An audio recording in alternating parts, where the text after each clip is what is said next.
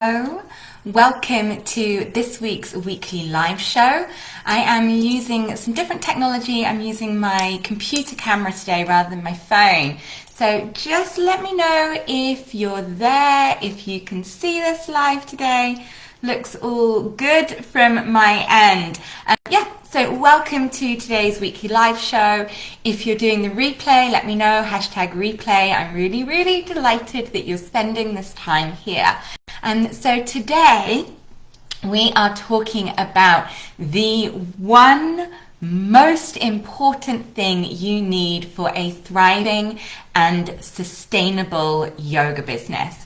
We will begin in about 1 minute. I'm just a little early. I can see some of you are here with me live, so let me know in the comments so I know who's here, so we can feel like we are part of this collaborative together. And if you're excited to find out what the one thing is, I'd love you to start guessing. Put in the comments a guess. What do you think we're going to talk about today? What do you think is the one most essential part of a thriving, sustainable yoga business? It's probably not what you think it's going to be. So yes, let us begin. So my name is Laura Green. I am a yoga teacher, a teacher trainer, and a business mentor for yoga teachers.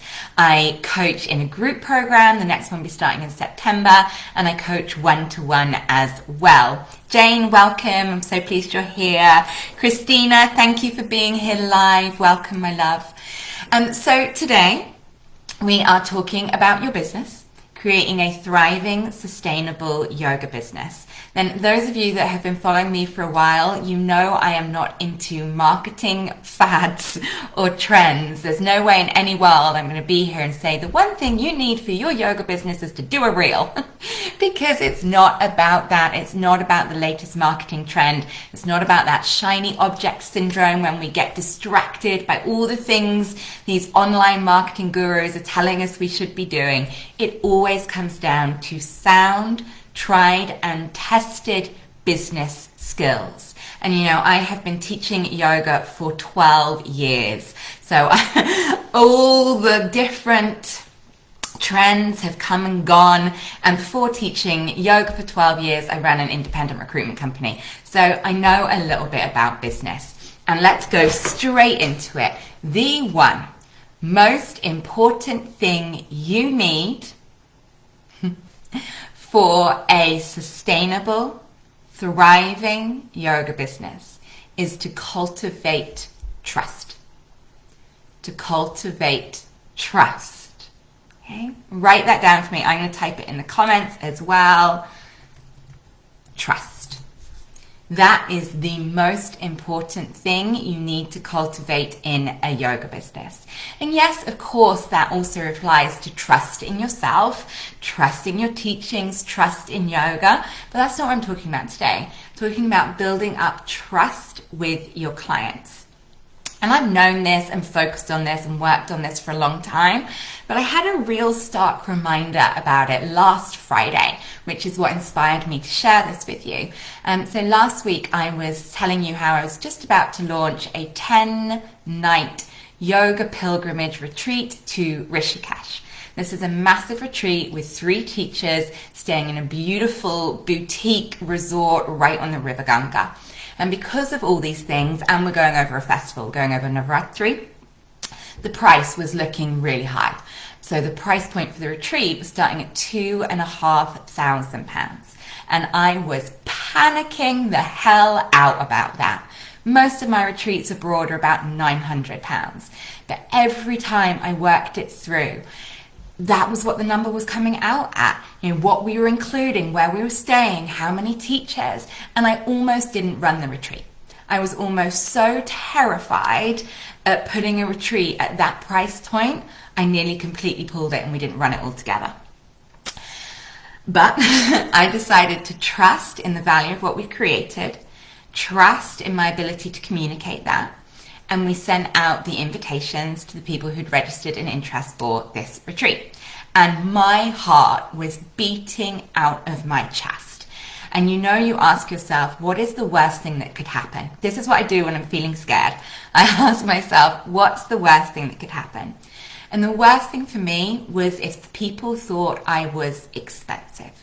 People thought I was trying to rip them off. People were questioning my motives.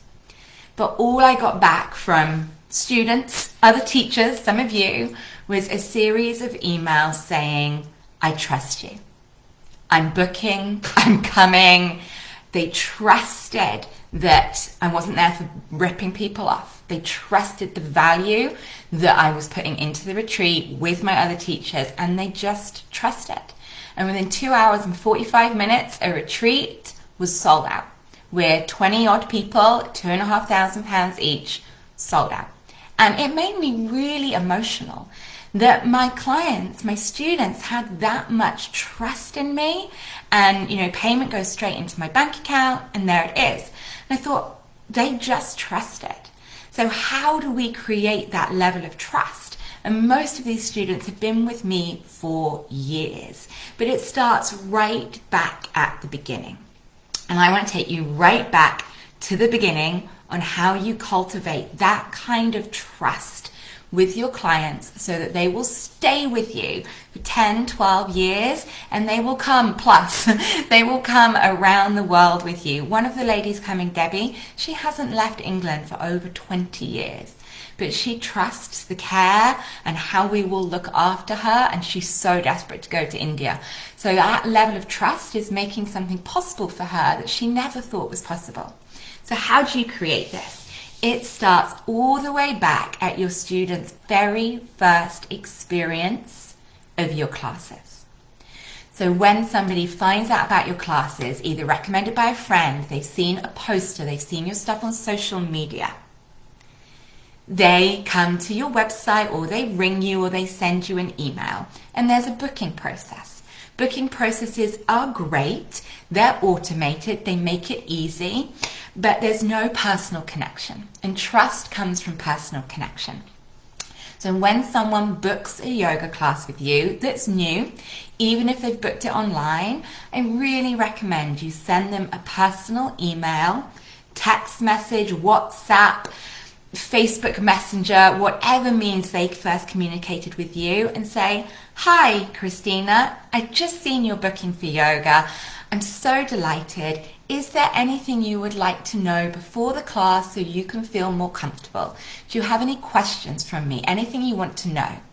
Even if in the booking process there's like a do you have any injuries kind of thing, it's this one-to-one that cultivates trust.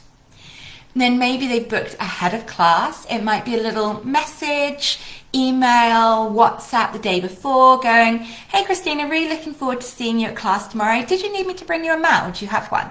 Or something like that. Something that's just saying, I care about you. I'm taking care of you. You can trust me. And then when that student comes to class, if there's only a handful of new faces coming to your class, you can make a pretty good guess the name of that new student when they walk in. So, maybe they're walking in and you can go, oh, hi, is it Christina? We've been messaging. It's always this one-to-one connection. And then when you do have a new student at class, really making that time, even if it's just a minute, but making that time for a real connection, eye contact, be at their same level. If the student's sitting down, you sit down. If they're standing up, you stand up, and ask them, do you have any injuries, any concerns, any questions, anything you want to share with me before practice today? And then go the other way. Do you have any questions from me? Is there anything you want to know? So always taking the time to make people feel seen, heard, and acknowledged. Introduce your students to the person on the mat next to them. Show them where to put the belongings. Show them where the bathroom is. So someone feels so cared for. You have got them. And then at the end of the class, checking in with them. How did you find that today? Any questions? Or, an email, a text, a message the next day going, how are you feeling? It was lovely to see you. And for us, this can feel overkill because I know we worry about things like that. But actually, for the person on the receiving end, if you deliver this with heart, they just feel cared for, seen, and acknowledged, and you start building that trust. So that's that class experience. Then obviously the next class, remember them. Remember them. So nice to see you're back. Remember if someone's had an injury, remember what's going on with people, remember. If you struggle to remember, take quick notes at the end of your class on your phone, on a scrap of paper, and read them before you go in again. So-and-so told me that she'd cricked her neck at sleeping. The next week, you can say, oh, hi, I know you'd cricked your neck last week. Is it feeling better? All of these things cultivate trust. And trust, I honestly swear, is the most important thing for long-term relationships in your business and your students moving from free first class to repeat member to retreat goer to as far as they're wishing to journey into yoga with you. But then it's more than that. When you are doing your marketing, it's about consistency. When you're doing your email, it's about consistency. So do you send email newsletters to your clients? Do you send them incredibly sporadically? Do you send something 1 month and then they don't hear from you for 3 months? Okay? It's about consistency. So it doesn't matter if you're sending a monthly newsletter, but never miss a month, or every other week, or every week. But it's about you being reliably, consistently there. If you use social media, and I'm not saying you have to, you can have a thriving yoga business with no social media. If you choose to use social media, be consistent. Show your face. Chat with people on social media. Be a human being, but be consistent. Don't disappear. And when you're communicating with your students, just such clarity and honesty. And when you think when you're dealing with any company, that's what you want from them, is people to be clear. So for instance, when we sent the invitation emails out to my students about Rishikesh, as I said, my heart was pumping through my chest, panicking about the price of the retreat. So I put that clear and honestly in the email.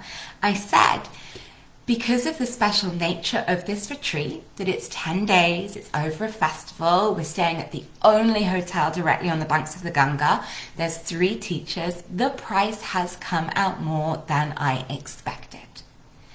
I really think it's going to have exceptional value, it's going to be something you'll remember for a lifetime, and please trust me. But I didn't try to hide the fact it was expensive.